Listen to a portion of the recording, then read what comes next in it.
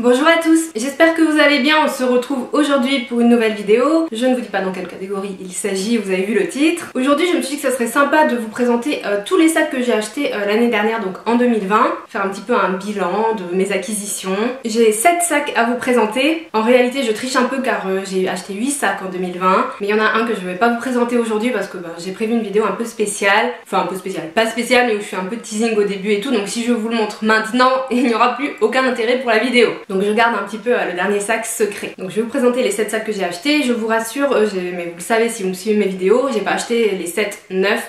Il y a eu pas mal d'achats en seconde main, ce qui m'a aidé aussi forcément à agrandir ma collection à moindre coût. 7 c'est quand même beaucoup. En fait, je sais pas, je réfléchissais l'autre jour. J'ai fait vite fait la liste des sacs. Je fais, oh, il y en a 7, c'est quand même pas mal. Donc je me suis dit, je vais vous faire une vidéo pour faire un petit récap. Ça fait une mise à jour de ma collection aussi. Je vais pas vous représenter évidemment toute la collection. On va se concentrer juste sur ces acquisitions de 2020. On va commencer tout de suite. C'est parti. Alors je vais essayer de vous les présenter à peu près dans l'ordre chronologique. Donc le premier que j'ai acheté en 2020 c'était en février et c'est le cabas Maya de chez Lancaster. Donc le cabas Maya voilà, en simili-cuir, très fin, très souple. Je vous l'ai déjà présenté dans une revue individuelle. Sachez que tous les sacs dont je vous parle, je vous les ai présentés dans des vidéos individuelles où je vais le faire. Il y en a 2 pour lesquelles j'ai pas encore publié les vidéos mais elles vont arriver, c'est déjà tout filmé. Donc si jamais vous voulez plus d'infos sur un sac en particulier, vous pouvez tout retrouver sur ma chaîne YouTube. Donc le cabas Maya voilà, que j'ai acheté notamment pour aller au boulot. Ce cabas noir qui est très pratique en soi, franchement je suis pas déçue de mon achat, même si je pense que plus tard je me pencherai vers un cabas un peu plus de luxe et que je me séparerai de celui-ci. Je suis en pleine réflexion à ce sujet. Au niveau du prix, je vais vous donner les prix quand même pour que vous puissiez vous faire une idée. Celui-ci est vendu 75 € pour celui avec les anses longues. Il me semble que celui avec les anses courtes est à 65.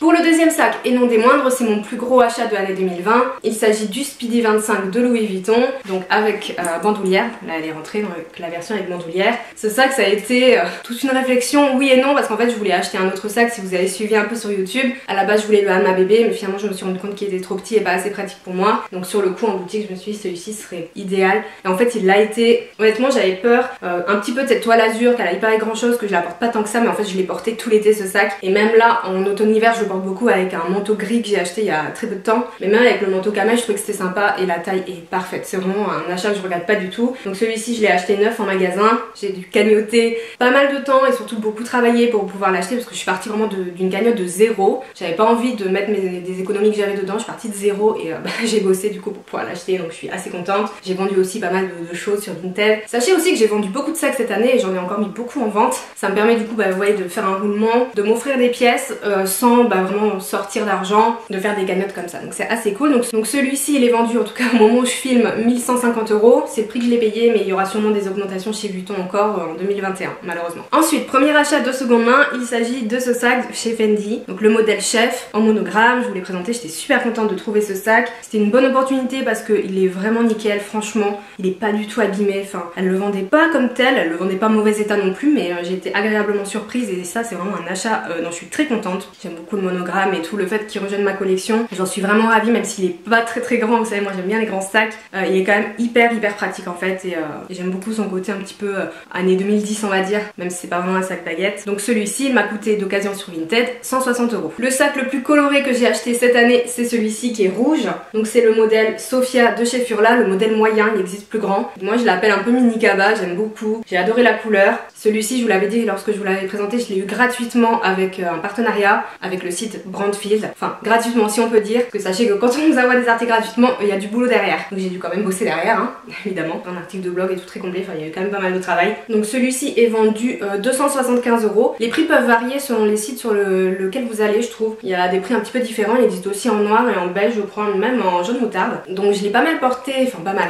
Je l'ai porté on va dire cet été. Ça a été compliqué de porter beaucoup les sacs cette année, hein, vous savez 2020, enfin l'année dernière du coup plutôt, avec les confinements et tout, j'ai beaucoup moins porté mes sacs que d'habitude parce que je suis beaucoup moins sortie. Je les ai pas encore tous rentabilisés c'est clair. Ça c'était le petit sac coloré acheté en 2020. Pour le sac suivant, une grande fierté pour moi, c'est ce cabas Prada et vous savez si vous suivez mes vidéos pourquoi c'est une fierté. C'est le premier sac que j'ai acheté donc d'occasion pour le rénover entièrement, donc il était blanc beige, je l'ai réparé éteint en noir. Il s'avère être un de mes sacs préférés maintenant parce qu'il est très pratique que le cuir, vous voyez j'adore le cuir mou, j'adore. Je je suis tarée. Ce cuir-mou est magnifique, il est très pratique, je peux mettre mon ordinateur, enfin je suis très satisfaite.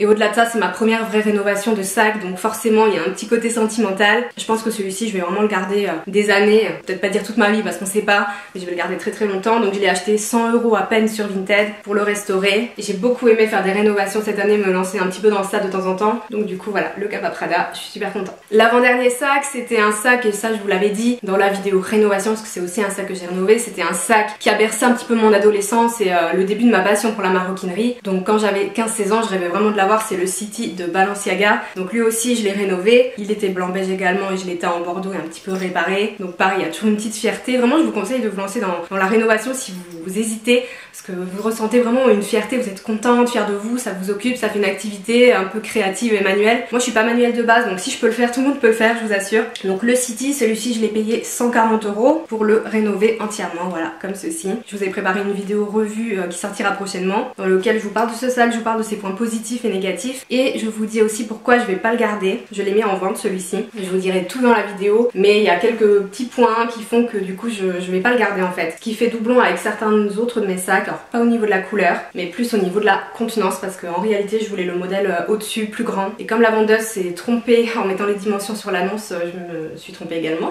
Du coup je vais pas le garder, mais je suis quand même contente qu'il ait fait une petite visite dans mon dressing en 2020. Et le dernier sac, c'est celui-ci, donc le Mini Sierra de chez Coach. Je vous l'ai présenté dans ma vidéo cadeau de Noël. C'est vraiment une super alternative au Alma Bébé de Vuitton du coup que j'avais en vue cet été. En tout cas on retrouve les mêmes codes, je suis très contente de ce sac. Je l'ai acquis grâce à l'une d'entre vous, donc je te remercie encore une fois, qui m'en a parlé parce que je le connaissais pas du tout. Donc lui aussi je l'ai acheté sur Vinted en seconde main, mais alors en seconde main c'est vraiment vite dit parce qu'il était neuf en fait.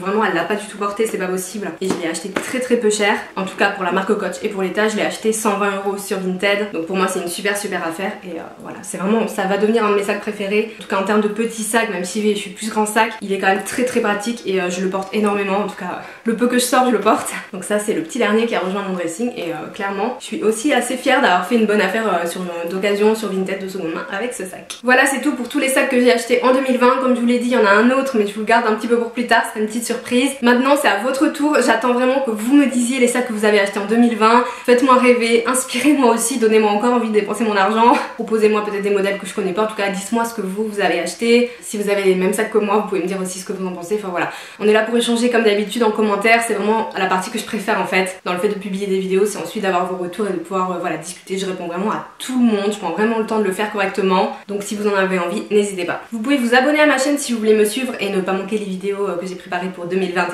Il y en a plein. Là j'ai déjà filmé jusqu'au début mars. Donc on va parler beaucoup de maroquinerie. Je crois que d'ailleurs j'ai parlé que de ça dans les vidéos qui vont suivre. Donc si le sujet vous intéresse, voilà, n'hésitez pas à me suivre. Et vous pouvez liker cette vidéo si vous en avez envie et que vous souhaitez m'encourager. Voilà, ça fait toujours plaisir. Pour ma part, je vous fais de gros bisous et je vous dis à bientôt. Ciao.